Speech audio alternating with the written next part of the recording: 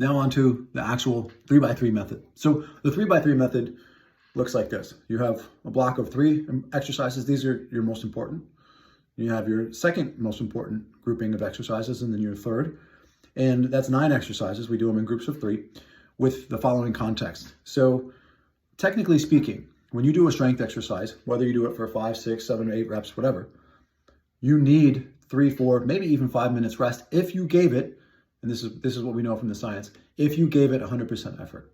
Now, why is that important? Or even 95 or 90% effort. Why is that important? If you don't give it enough effort, you're not going to get the same return out of it that you need. So that first exercise that you do, let's call it a sumo deadlift. So we got group 1, exercise 1. It's going to need 3.5 to 4 minutes rest. But the science shows that is going to need 3.5 to 4 minutes rest.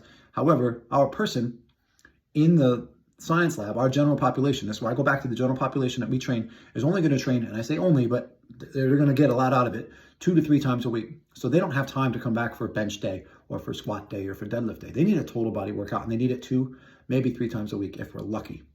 So within the context of that mindset, within that rest period, we're going to give them the 3, 4, maybe even 5 minutes total rest from that first exercise, but we're going to do 2 other exercises. This is really important. But they can't be competing with the first. Does that make sense? So you're going to do exercise 1, let's call it a deadlift. We'll do a trap bar deadlift. We don't do barbell deadlifts. You're going to do the trap bar deadlift. That's going to be exercise 1. Number 2, you're going to do a floor press. Okay, so you're not hitting your posterior chain at all. You're not really using your core. You're on your back, on the ground, supported. And then number 3, we're going to do an ab wheel. And I'm just, again, making this up, but off the top of my head, this is not our actual program. But the concept is that they don't sacrifice the other one. So if you did 6 reps of a deadlift, 8 reps of a floor press, and then 10 reps of an ab wheel, within 5 minutes, you wouldn't be sacrificing the energy needed to perform that first set of the deadlift, okay, maybe even up a little bit in weight, but you wouldn't sacrifice your form, your energy reserves, the energy needed for that next lift. You wouldn't be sacrificing it. And that's really important. So from a programming perspective, the first 3 exercises that you're going to be doing tend to be the biggest. And we program them first. We look at them first. 2024, we're making some changes regarding them, but that's another video.